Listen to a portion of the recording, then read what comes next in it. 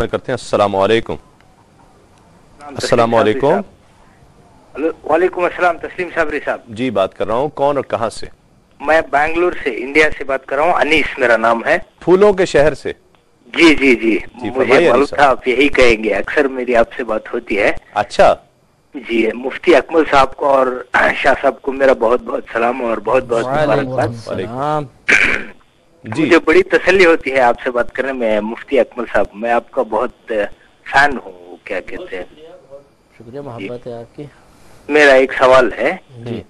ہم لوگ جو ہے تاخرات کی عبادت تراویح کے بعد میں آ کر تاخرات کی عبادت صبح تک گھر میں کرتا ہوں, میں اور میری بیوی. اچھا جی قرآن و حدیث کی روشنی میں 21 حد تک درست ہے, بتائیں بڑی مہربانی ہوگی. اللہ تعالیٰ جو ہے آپ کی عمر دراز کرے. آپ آمین. ایک طرف نفس ایک طرف شیطان, دونوں حملہ آور ہیں. انسان کیا کرے, کیسے روکے ان کو, اس کا حل کیا ہے؟ جس طریقے دیکھیے اس کا حل تو قرآن مجید برہان رشید نے خود پیش کر دیا ہے.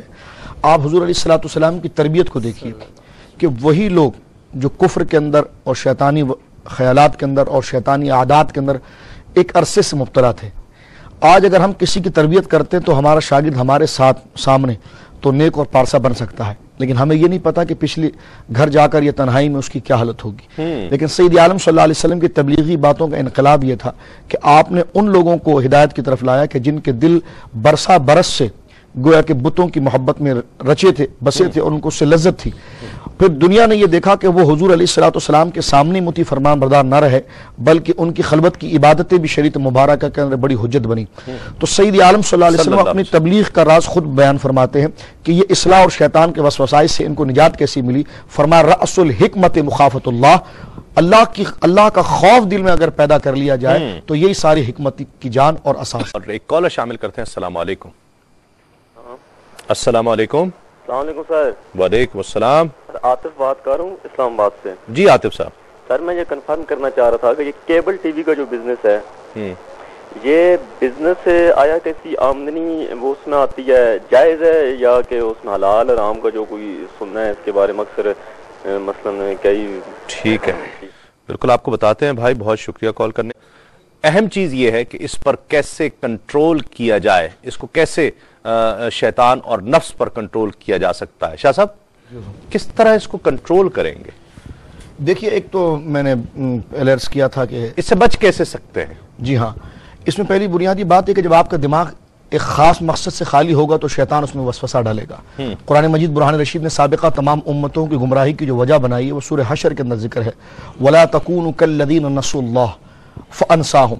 فرمایا ایسے نہ ہو جاؤ کہ جس طرح اللہ کو نہ بھلاؤ, ایسے نہ ہو جاؤ ان لوگوں کی طرح جنہوں نے اللہ کو بھلا دیا تھا. تو جنہوں نے اللہ کو بھلایا فَأَنْسَاهُمْ, وہ خود بھلا دیے گئے.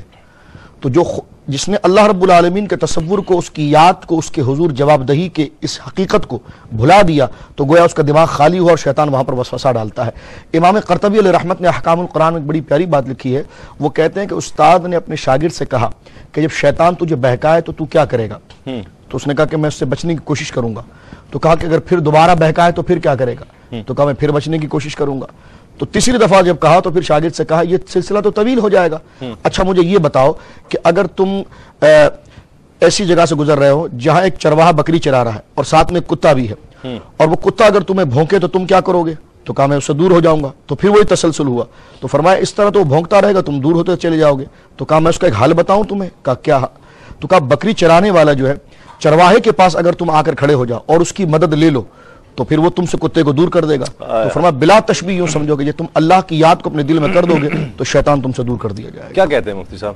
جی ہاں بالکل اسی بات کو آگے بڑھاتے ہوئے, اصل میں شیطانی وساوس ہوں یا نفس کا زور ہو, اس کو توڑنے کے لیے بزرگوں نے 4 نسخے گویا کے پیش فرمائے.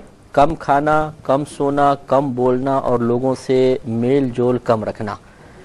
نیند پر اگر کنٹرول کر لیا جائے, شکم پہ کنٹرول کیا جائے تو 2 چیزیں ایسی ہیں کہ جو نفس و شیطان کے غلبے کو بہت کم کرتی ہیں. پھر مخلوق سے جب کم ملیں گے تو ذہن فراغت پائے گا, اللہ تعالیٰ کی یاد زیادہ دل میں رہے گی, اور پھر بات چیت کثرت سے کرنے سے انسان کے ذہن پہ بوجھ پڑتا ہے, سستی آتی ہے, اور الفاظ کے جو اثرات ہیں, برے اثرات, وہ مرتب ہو کے بہت سی برکات سے محروم کر دیتے ہیں. لہذا کم از کم یہ نسخہ اختیار کیا جائے. اور اس کے علاوہ جیسے حضرت نے فرمایا کہ اللہ تعالیٰ کی پناہ سب سے پہلے طلب کی جائے کہ اللہ تبارک و تعالیٰ کی کرم نوازی شامل حال ہو جائے اور وہ نفس و شیطان کے زور کو ہم سے دور کر دے تو یہ بہت ہی آسان ہو جائے گا۔ صحیح ناظرین، وقت ہے سنہری بات کا، اور آج کی سنہری بات ہے کہ حضور نبی کریم صلی اللہ علیہ وآلہ وسلم دائیں جانب، ہمیشہ دائیں جانب قبلہ رو ہو کر آرام فرمایا کرتے تھے۔ جب لیٹا کرتے تھے تو دائیں کروٹ پر لیٹا کرتے تھے۔ حضرت میمونہ رضی اللہ تعالی عنہا روایت کرتی ہیں کہ آپ صلی اللہ علیہ وآلہ وسلم جب نیند سے بیدار ہوا کرتے تو بستر پر کچھ دیر بیٹھتے اور دونوں ہاتھوں سے اپنی آنکھوں کو ملا کرتے تھے۔ یہ سرکار دو عالم صلی اللہ علیہ وآلہ وسلم کا طریقہ تھا، اور قیلولہ کیا کرتے تھے دوپہر کے وقت کھانے کے بعد۔ میڈیکل سائنس اس حوالے سے کیا کہتی ہے؟ بہت دلچسپ بات ہے کہ دائیں کروٹ لیٹنے سے، میڈیکل سائنس کہتی ہے کہ دائیں کروٹ لیٹنے سے معدے اور آنتوں کا بوجھ دل پر نہیں پڑتا، اس لیے کہ دل آپ کے لیفٹ سائیڈ پر ہوتا ہے اور وہ اوپر آ جاتا ہے، اور دائیں کروٹ لیٹنے سے آنتیں اور آپ کا معدہ وہ دائیں طرف پر ہوتا ہے تو دل معلق ہو جاتا ہے، جس کی وجہ سے بلڈ پریشر نارمل رہتا ہے۔ دل معلق رہنے سے گہری نیند بھی بہت زیادہ نہیں ہوتی کہ آپ آہٹ سے بیدار ہو جاتے ہیں اور بالکل بے خبر ہو کر نہیں سوتے ہیں۔ بیدار ہو جانے کے بعد جو سرکار دو عالم صلی اللہ علیہ وآلہ وسلم کا طریقہ ہے کہ آپ بیدار ہونے کے بعد اپنی آنکھوں کو بستر پر بیٹھے ہوئے ہی دونوں ہاتھوں سے کچھ دیر ملا کرتے تھے۔ میڈیکل سائنس کہتی ہے کہ اس بیدار ہونے کے بعد نیند سے بستر پر کچھ دیر بیٹھنے اور دونوں ہاتھوں سے آنکھیں ملنے سے دل کی دھڑکن کو جسم کی نئی پوزیشن کے مطابق درست حالت میں لانے میں مدد ملتی ہے، جس سے دل مضبوط ہوتا ہے اور دل پر اس کے مثبت اثرات ہوتے ہیں۔ قیلولہ سے جو دن میں سویا جاتا ہے، میڈیکل سائنس اس کو بہت اپریشیٹ کرتی ہے، بہت پسند کرتی ہے کہ دن کے کھانے کے بعد کچھ دیر ہی، خواہ کچھ دیر ہو، آرام کرنا چاہیے، اس سے دل کی شریان پر بوجھ نہیں پڑتا۔ ہارٹ اسپیشلسٹ کہتے ہیں، اور بہت اکثر یہ بات سننے میں آتی ہے کہ دوپہر کا کھانا کھانے کے بعد کچھ دیر آرام کرنے سے دل پر مثبت اثرات پڑتے ہیں۔ میڈیکل سائنس اس کی توثیق کر رہی ہے، اس بات کو تسلیم کر رہی ہے، لیکن آج کر رہی ہے۔ میرے آقا اور آپ کے آقا صلی اللہ علیہ وآلہ وسلم نے یہ بات آج سے کم و بیش 1400 سال پہلے ہمیں بتا دی تھی۔ کیا بات ہے سرکار دو عالم صلی اللہ علیہ وآلہ وسلم کی کہ پھیلائے ہوئے گوشائے دامان تجسس، پھیلائے ہوئے گوشائے دامان تجسس سائنس محمد کا پتہ پوچھ رہی ہے صلی اللہ علیہ وآلہ وسلم۔ ہم بات کر رہے ہیں آج نفس اور شیطان کے تعلق سے موضوع، اور حاصل یہ ہوا کہ نفس شیطان سے بڑھ کر انسان کے لیے خطرناک ہے، کہ نفس انسان کے ساتھ ہے اور وہ ابھارتا ہے اس طرف، اور یہ بھی ہوا کہ نفس کشی کی جائے، نفس کو کنٹرول کیا جائے۔ نفس کو کیا بالکل شاہ صاحب ختم کر دیا جائے؟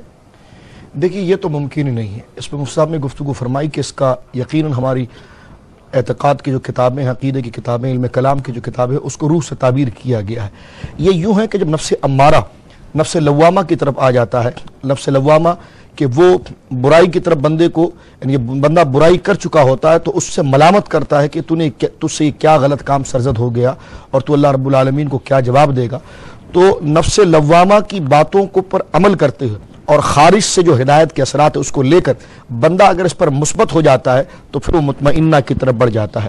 تو یہ کہ جس چیز کو ختم کرنا ہے وہ نفس امارہ ہے، کہ وہ جو سراسر اس کو خدا کی خلافی کرتی رہے اور دین سے دور کرتی رہے، تو یقیناً نبی کریم علیہ السلام جو دین لے کر آئے ہیں، کلمہ طیبہ پڑھنے کے بعد، اسلامی تعلیمات پر عمل کرنے کے بعد نفس امارہ سے جان کا چھٹکارا ہوتا ہے، کیونکہ علماء نے لکھا ہے کہ نفس مطمئنہ جو ہے یہ انبیاء اور اولیاء کے نفس کے ساتھ تعبیر ہے، اور نفس لوامہ جو ہے یہ عام مومنین جو ہے یہ ان کے لیے ہے، اور نفس امارہ جو ہے یہ فساق اور کفار کے لیے ہے۔ تو یقیناً جب کلمہ پڑھنے کے بعد بندہ اس طرف آتا ہے تو نفس امارہ کے اثرات کچھ نہ کچھ تو لوامہ میں ہوتے ہیں، لیکن اچھی صحبت، اچھی خصلت، اچھی عادت اور اچھی دل اور وہ چیز جو اثر لیتی ہے وہ آنکھوں سے اور سماج سے، اگر یہ زاویہ باہر کا درست کر لیا جائے تو یقیناً قوت لوامہ جو ہے وہ مزید ملامت کرنے میں سخت ہو جاتی ہے، اور انسان اس کی تمام تلقین اور ملامت کو لے کر عمل کرتا رہتا ہے، یہاں تک کہ پھر اس کا درجہ بلند ہوتا ہے اور مطمئنہ میں شامل ہو جاتا ہے۔ صحیح مفتی صاحب، اس کے اخروی فائدے تو یقیناً ہیں،